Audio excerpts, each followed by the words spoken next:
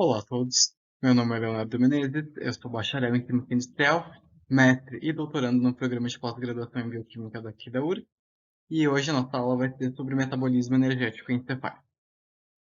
Durante a nossa aula, nós vamos ver o metabolismo, as vias metabólicas, o encéfalo e sua demanda energética, como o encéfalo adquire seus nutrientes, quais as vias de obtenção de energia pelo encéfalo, e aí nós vamos passar pela respiração celular, pela glicólise, pelo ciclo de Krebs, pela cadeia de transporte de elétrons, o uso de corpos cetônicos pelo encéfalo, o sistema glutamato-glutamina, o lactato e a sua importância no encéfalo, e um tema mais atual, a SARS-CoV-2 no metabolismo encefálico. Bom, o metabolismo ele vai ser definido como uma série de reações químicas que vão permitir a obtenção, o armazenamento e a utilização de energia para a realização das funções celulares. Ou seja, a célula vai obter, armazenar e utilizar a energia foi produzida, né, para desempenhar suas funções necessárias.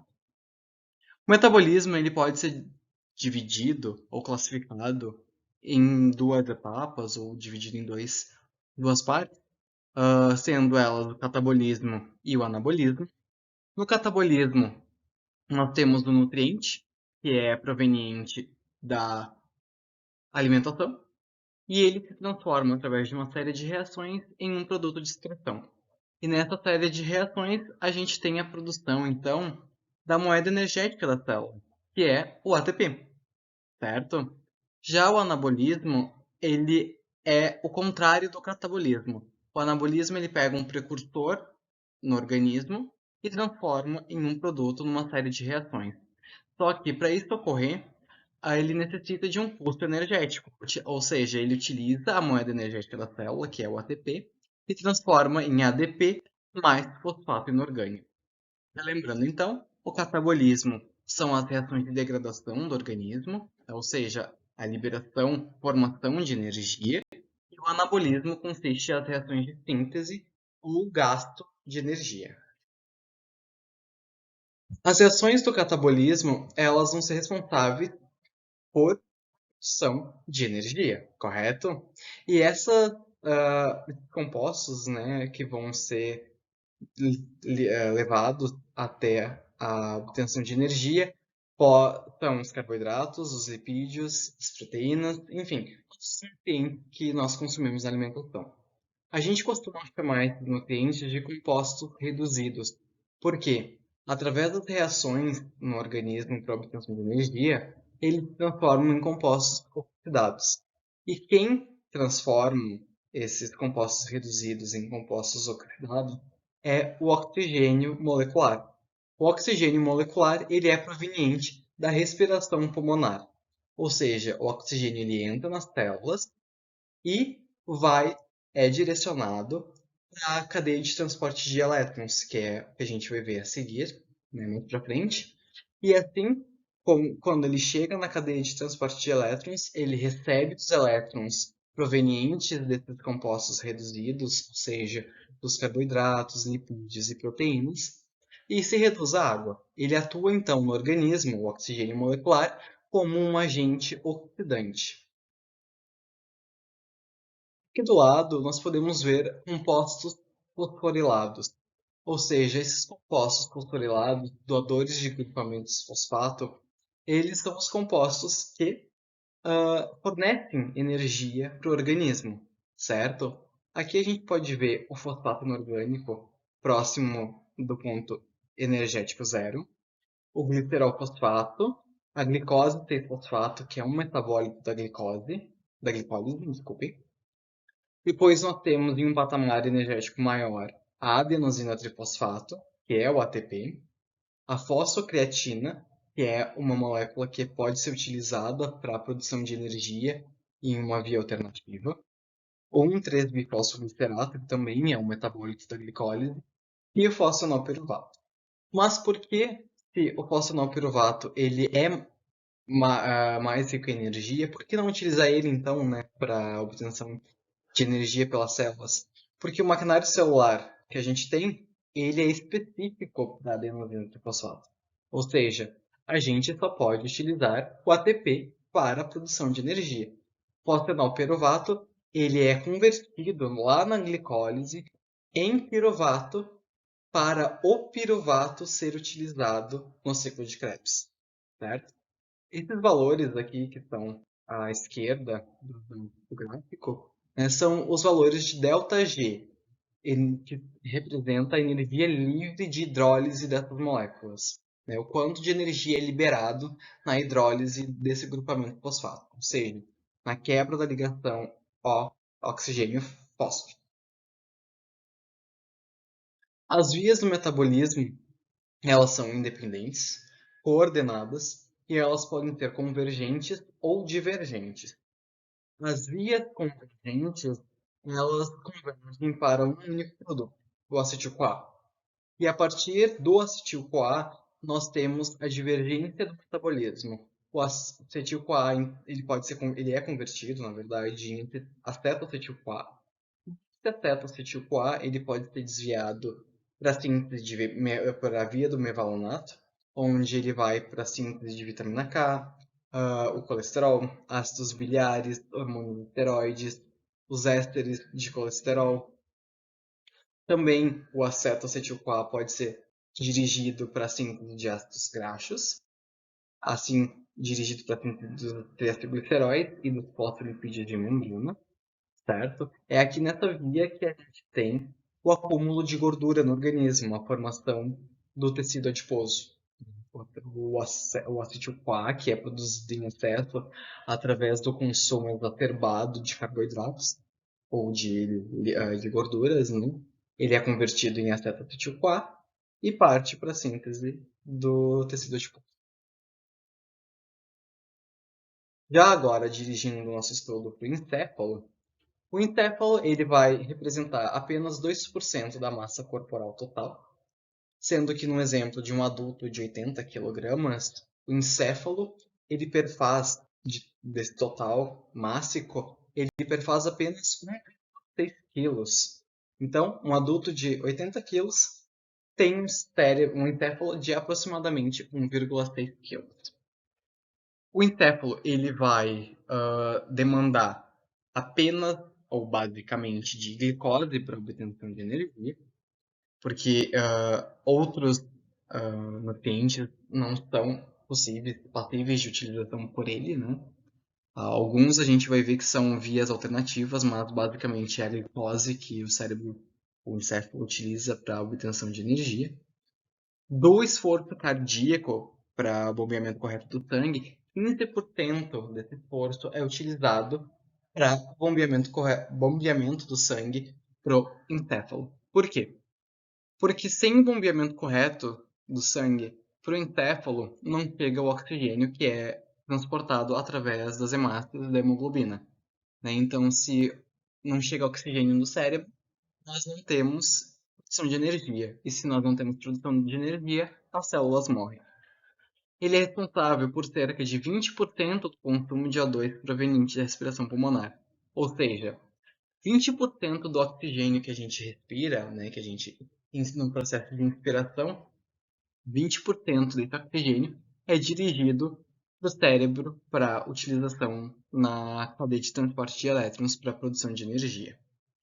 Em questão de glicose, o cérebro utiliza aproximadamente 120 gramas de glicose ao dia.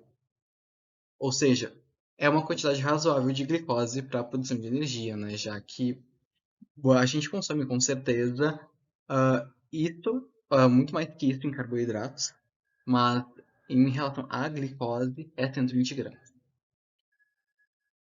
A energia que é produzida pelo encéfalo, ela é consumida em diversos processos.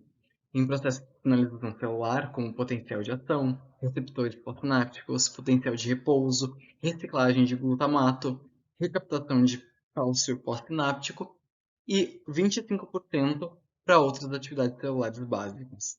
Ou seja, a energia que é produzida pelo encéfalo, ela é bem dirigida, né? Porque nós precisamos de um movimento organizado dessas moléculas energéticas para o bom funcionamento das células neurais.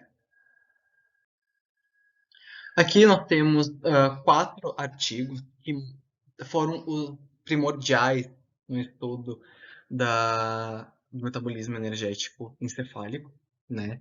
Nós temos esse artigo de 1953, que utilizou os níveis de glicose, o metabolismo e a resposta a impulsos elétricos em tecidos encefálicos de homens e animais do laboratório. Depois nós temos um artigo de 1955, que já trata da glicose, do glicogênio e da glicose aeróbica em tecido encefálico isolado. Depois nós temos esse aqui, que mostrou o papel da fosfofrutossinase na regulação metabólica. Depois nós temos o metabolismo encefálico durante o jejum.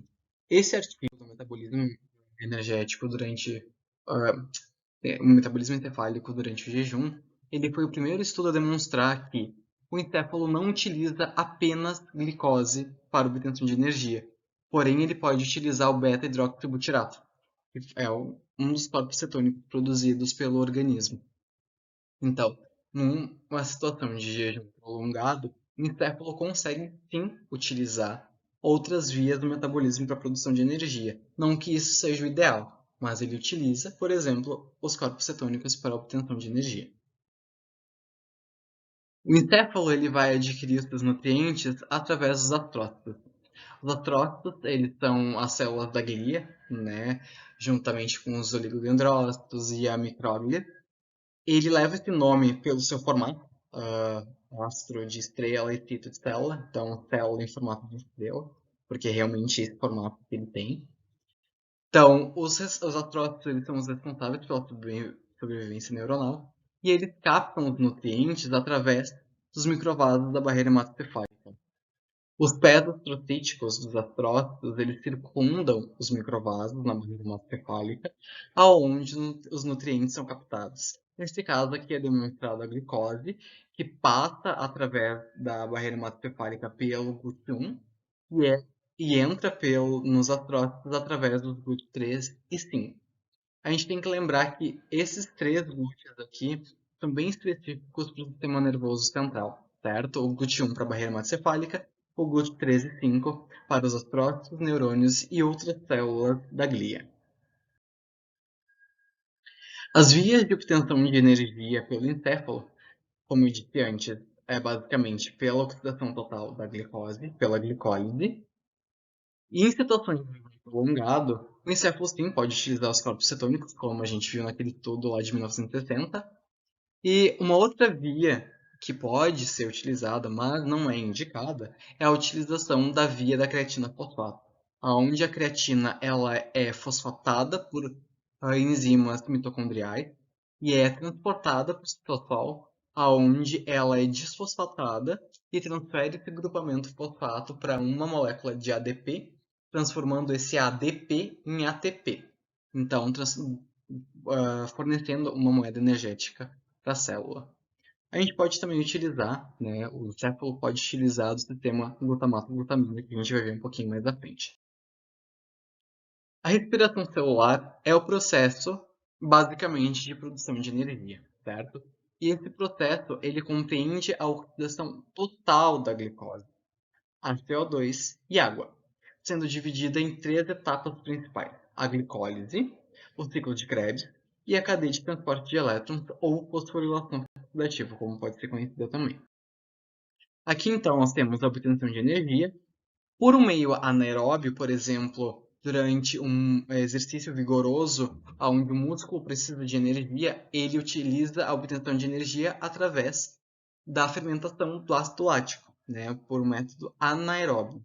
Agora, quando a gente tem o processo celular básico primordial, é pelo método de obtenção aeróbio, utilizando, ou seja, oxigênio para obtenção de energia. Então, nós temos a respiração celular, é dividida em 3 etapas. A glicólise, ela é dividida em 10 reações para a conversão total da glicose em piruvato. O ciclo de Krebs consiste em 8 reações oxidorredutivas, produzindo NAD, FAD, GTP e CO2. E a fosforilação oxidativa, então, que cabe a síntese de ATP e redução do oxigênio molecular. A gente vai começar então pela glicólise, que do grego significa quebra do açúcar ou quebra do doce, né? É um processo oxidativo. Ocorre no citosol, é muito importante a gente lembrar disso, né? Que a glicólise ela ocorre no citosol, por quê? Porque somente no citosol a gente tem as enzimas necessárias para a conversão da glicose em piruvato. Compreende 10 reações e é dividida em duas etapas, uma fase preparatória e uma fase compensatória. Na fase preparatória, nós temos o consumo de energia e na fase compensatória, a produção de energia. A gente tem aqui, então, o esquema total da glicólise. Como a gente pode ver, em azul aqui nós temos a fase preparatória, que é onde a gente consome ATP, né, nessa reação de conversão de glicose a glicose 6-fosfato pela hexokinase 1. E aqui, da conversão da frutose 6-fosfato em frutose 1,6-bifosfato pela fosfofrutakinase 1. A gente tem a utilização, então, de duas moléculas de ATP. Aqui eu representei como hexokinase 1, porque a hexokinase ela é de uma família de isoenzimas, que vai de 1 até 4. No encéfalo é a hexokinase 1, que faz essa conversão da glicose em glicose 6-fosfato, e no tecido hepático é a hexokinase 4, certo? E essa conversão, só para a gente lembrar um pouquinho, a conversão de glicose em glicose 6-fosfato, ela é importante por quê? Porque a glicose entrando na célula, ela pode sair. Só que a glicose 6-fosfato, ela não sai da célula, porque não tem transportadores específicos para a glicose 6-fosfato. Então ela não é jogada para fora da célula, certo? Ah, aqui a gente pode lembrar um pouquinho da regulação da fosfodiesterase 1, que é bem importante porque ela é regulada através dos hormônios glucagon e insulina, né? Então, conforme a demanda energética, a fosfodiesterase 1 é ativada ou inativada, assim como a piruvato-cinase aqui embaixo. Esses pontos que eu mostrei para vocês são as três reações que são os pontos de controle da glicólise. Então, nessas três reações, a gente tem a regulação dela, né? A gente pode parar ou colocar para frente a glicólise através dessas três reações. E essas três reações, elas são irreversíveis, certo? Porque a gente tem uma flecha única aqui e nas outras reações nós temos flechas duplas, que correspondem a um equilíbrio entre as estruturas. Como eu já falei anteriormente, né, a fase azul, a fase preparatória, a fase amarela, a fase compensatória. É importante salientar que a partir da reação da gliceraldeído 3-fosfato a um 3-bifosfoglicerato, todas as reações da glicólise ocorrem em dobro. Por quê? Essa produção de gliceraldeído 3-fosfato e de hidroxicetona fosfato ela ocorre a partir da frutose 1,6-bifosfato. Porém, essas duas moléculas aqui elas estão em equilíbrio químico. Só que o equilíbrio químico é basicamente direcionado à formação do gliceraldeído 3-fosfato. Quando não utilizado o gliceraldeído 3-fosfato, a dihidroxicetona ela é jogada para outra via, que é a via das pentoses fosfato. Só que, basicamente, então, a gente considera que a frutose 1,6-bifosfato se transforma em duas moléculas de gliceraldeído 3-fosfato. E a partir daqui, tudo é indol. Ou seja, a formação de NADH que ocorre na conversão da gliceraldeído 3-fosfato em um 3-bifosfoglicerato, ao invés de um NADH, são produzidos dois NADH. A mesma coisa aqui. Ao invés de produzir um ATP nessa reação, nós produzimos dois. E aqui, na reação catalisada pela piruvato-quinase, ao invés de produzir um ATP, nós produzimos dois ATPs. E a mesma coisa, nós produzimos dois piruvatos. Ou seja, uma molécula de glicose produz duas moléculas de piruvato. E o saldo energético final da fase compensatória da glicólise são 4 ATP e 2 NADH. Porém, como na fase preparatória nós consumimos 2 ATPs, a gente considera que o saldo energético total da glicólise é 2 ATPs mais 2 NADH. Entrando no ciclo de Krebs, ele é a via de oxidação completa do piruvato. Ele também é conhecido como ciclo do ácido cítrico ou ciclo do ácido tricarboxílico, porque logo na apresentação do ciclo é produzido o citrato, que é um ácido tricarboxílico. Aqui é importante salientar que o ciclo de Krebs ocorre na matriz mitocondrial, certo?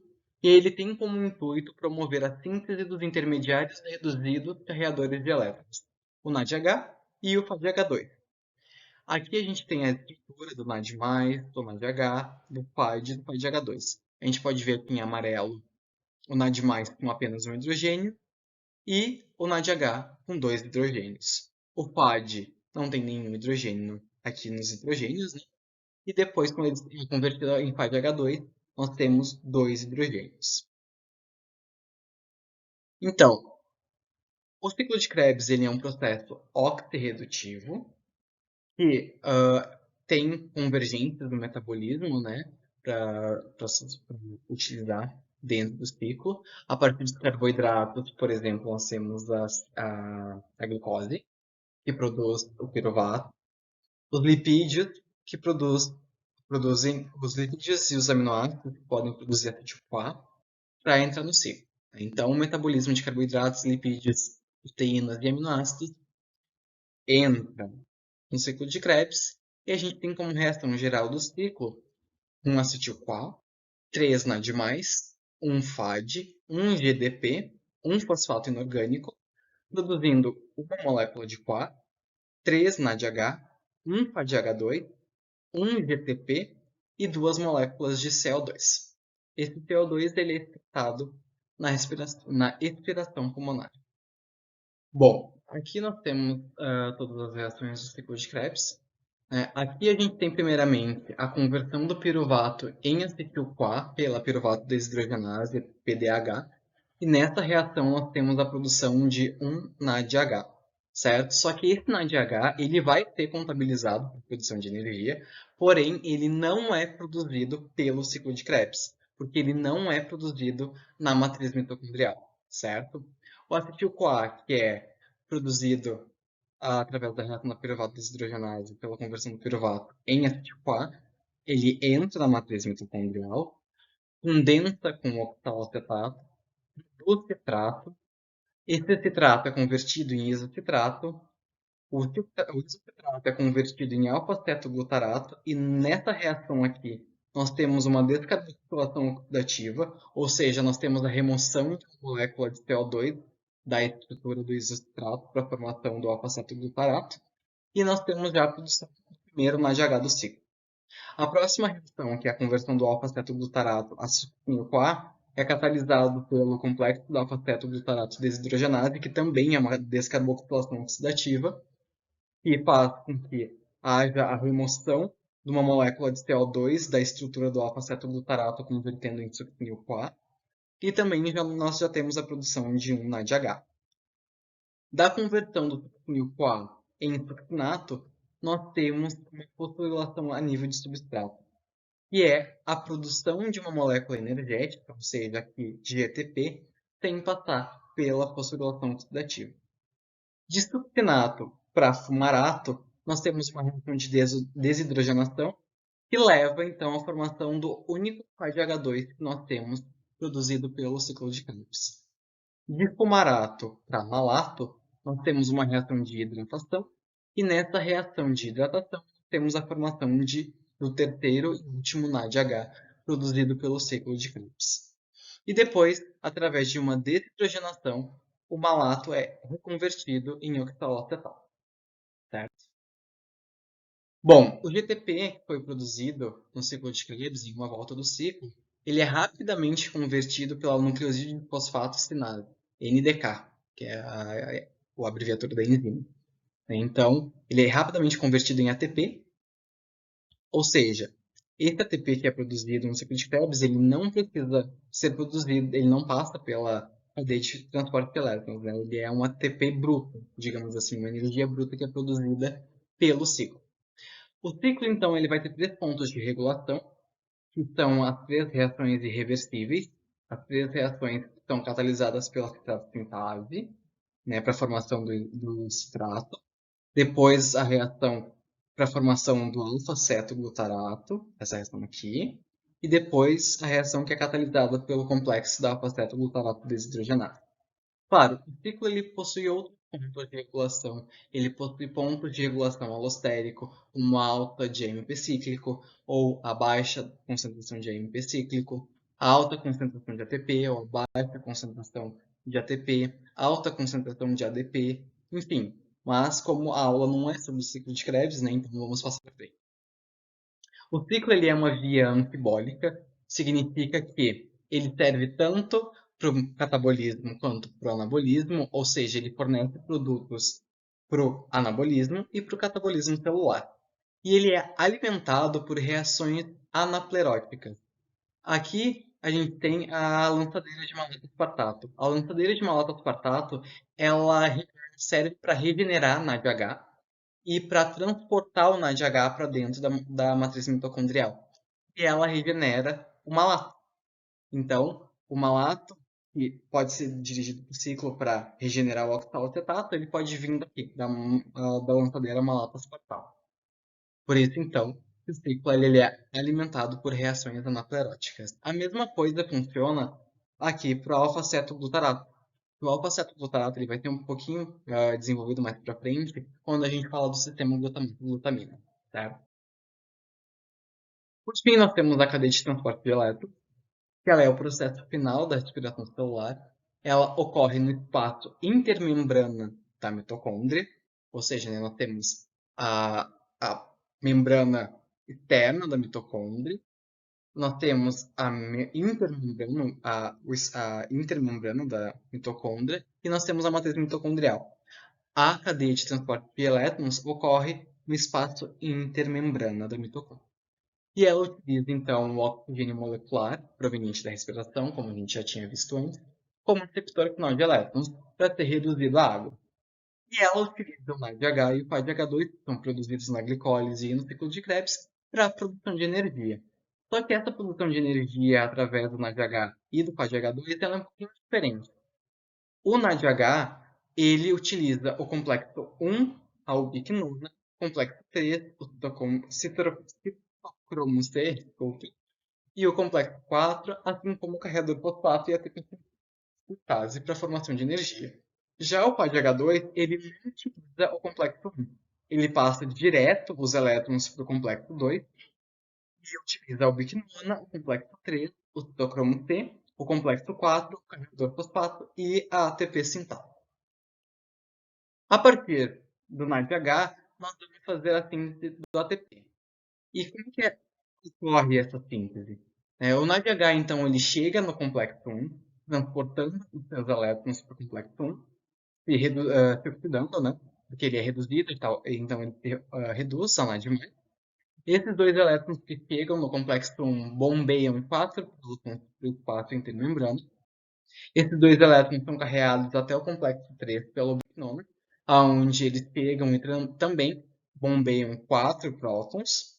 Eles passam para o citocromo C. Esses elétrons chegam no complexo 4 e como eles chegam com menor energia, já que eles passaram por dois complexos, ele consegue bombear 2 prótons apenas para o espaço intermembrana. E ao final do complexo 4, os elétrons são dirigidos para o oxigênio, que abstrai esses elétrons e se reduz à água. O próximo passo, então, é a despolarização da membrana, né? Porque a gente tem a formação de cargas positivas no espaço intermembrana e dentro da matriz mitocondrial nós temos a formação de cargas negativas. E como a gente sabe, através da física, cargas opostas tendem a se atrair. O que acontece, então? Através dessa propriedade da física, a gente tem o forçamento, né? A célula, a mitocôndria, na verdade, força a passagem de um próton do espaço intermembrana para o espaço dentro da mitocôndria, né? E através dessa passagem desse próton, através do carregador fosfato, ele carrega consigo um fosfato inorgânico que chega aqui dentro da célula. Esse fosfato inorgânico ele vai ser importante para quando agora nós termos a passagem de 3 prótons pela ATP sintase, a ATP sintase ela vai mudar de conformação e essa mudança na conformação é literalmente um giro. E esse giro na proteína, na mudança da conformação dela, produz energia suficiente para ligar o ADP, o fosfato inorgânico, ao ADP que está dentro da mitocôndria, para a formação, então, do ATP, certo? Para o FADH2, o processo é bem similar. Nós temos o FADH2, que libera os seus elétrons para o complexo 2, porém aqui não há bombeamento de prótons. Os elétrons são carreados pela ubiquinona até o complexo 3, onde são bombeados 4 prótons. O citocromo T carrega esses elétrons para o próximo complexo, o complexo 4. O oxigênio se reduz à água. O fosfato inorgânico e o próton entram para dentro da matriz através do carregador fosfato. A ATP sintase bombeia 3 prótons para dentro da mitocôndria e nesse movimento, ao giro da proteína, na mudança da conformação, aonde ela une o ADP ao fosfato inorgânico, produzindo assim um ATP, certo? Então, cada NAD que chega, a NADH que chega na cadeia de transporte de elétrons, nós temos a produção de 2,5 ATPs. E a cada FADH2 são produzidos 1,5 ATPs. Esse número é dado através de que, quando há o bombeamento de 4 prótons aqui no complexo 1, 4 prótons no complexo 3 e 2 prótons no complexo 4, há um bombeamento de 10 prótons no espaço intermembrana, certo? E aqui a gente tem a volta de um próton no carregador fosfato e 3 prótons na ATP sintase. Ou seja, 3 prótons mais um próton são 4 prótons. 4 prótons aqui, mais 4 prótons aqui, mais 2 aqui. Se são necessários 4 prótons para produzir um ATP, então eu tenho 4 aqui, 2 ATP. Mais 2 prótons aqui, meio ATP. Por isso, então, que a gente tem 2,5 ATPs. E para o FADH2 é a mesma coisa. Nós temos 4 prótons bombeados pelo complexo 4, que são utilizados aqui para formar um ATP, e 2 prótons que são bombeados pelo complexo 4, que são utilizados para formar meio ATP, certo? Então, como saldo energético final da glicólise mais a cadeia de elétrons, a gente tem do NADH, 2 NADHs da glicólise, 4 do ciclo de Krebs, lembrando que são 2 piruvatos que entram no ciclo, né? É uma volta do ciclo de piruvato, mas ocorre em dobro porque a glicólise produz 2 piruvatos. Então, são 3 NADH produzidos pelo ciclo, mais um NADH, aquele NADH que é produzido antes, né? Que é produzido na reação da piruvata do hidrogenário. Então, como é em dobro, são 8. A soma de NADH produzidos na respiração celular são 10, multiplicados por 2,5. A gente tem a produção de 25 ATPs através do NADH. Do FADH2 não é produzido nenhum na glicólise. É produzido 1 no ciclo de Krebs em uma volta, como em dobro a gente considera 2. Então, nós temos 3 ATPs produzidos por FADH2. E de energia bruta, né, na glicólise nós temos 2 ATPs produzidos. No ciclo de Krebs nós temos 2 GTPs produzidos, mas que são convertidos a ATPs. Então a gente tem a soma de 4. Somando 25 mais 3 mais 4, nós temos o total então de 32 ATPs formados por uma molécula de glicose. Então, se uma molécula de glicose produz 32 ATPs, 120 gramas de glicose produz muito ATP, né? Porque se a gente for fazer as contas, dá uma quantidade exorbitante de ATP. Como a gente já tinha visto antes, né, o cérebro não utiliza somente a glicose para produção energética, mas também os corpos cetônicos. Né? Os corpos cetônicos, então, eles são produzidos através da condensação de 2 moléculas de acetil-CoA para a formação do acetoacetato, que é convertido em acetona e beta-hidroxibutirato. Essa produção de corpos cetônicos em organismos normais, ela é produzida em casos de jejum prolongado, né? Quando a gente fica muito tempo sem se alimentar, a gente começa a produzir muita cetona. E nisso, a gente tem o que a gente conhece na clínica como hálito cetônico. E esse hálito cetônico não é presente somente em pessoas que não se alimentam bem, mas sim em pacientes diabéticos, por causa do hipometabolismo da glicose. Nós temos em pacientes diabéticos a hiperprodução de corpos cetônicos, o que leva então à hiperprodução de acetona, ou seja, levando assim o paciente diabético a ter o hálito cetônico que a gente conhece, certo? E os corpos cetônicos, eles são utilizados pelo encéfalo da seguinte forma: os astrócitos captam o beta-hidroxibutirato através de transportadores de monocarboxalato, que são os MCTs, nesse caso o MCT1. E dentro do astrócito, ele tem as enzimas necessárias para fazer a cetólise, que é a conversão do beta-hidroxibutirato em acetil-CoA. Esse acetil-CoA ele é jogado diretamente no ciclotrão para a produção de energia, certo? E aqui nós vemos o sistema glutamato-glutamina. O glutamato ele é um aminoácido que não é permeável à barreira hematocefálica, ou seja, ele só é nas células neuronais. Então a gente precisa ter glicose para formar o glutamato. Por que o glutamato é formado através da glicose? Porque lembram que eu falei lá na reação do ciclo de Krebs do alfa-cetoglutarato? O alfa-cetoglutarato ele é convertido em glutamato conforme a demanda da célula. Então, o alfa-cetoglutarato ele é essencial para a formação do glutamato. Ou seja, a glicose é essencial para a formação do glutamato. Porque a glicose origina o piruvato e o piruvato entra no ciclo de Krebs para a formação do alfa-cetoglutarato que é transformado em glutamato, certo? Então, aqui a gente já tem um esquema de como é feita a liberação, né, do glutamato, que ele é feita pelos transportadores de aminoácidos respiratórios, os EAAT. Ele é recaptado pelos astrócitos e é convertido em glutamina.